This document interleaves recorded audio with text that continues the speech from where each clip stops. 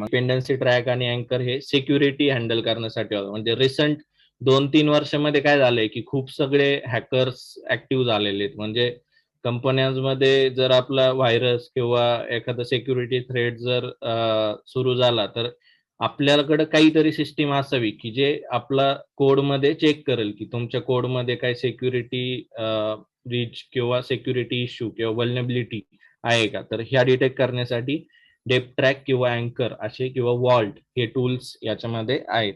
Okay.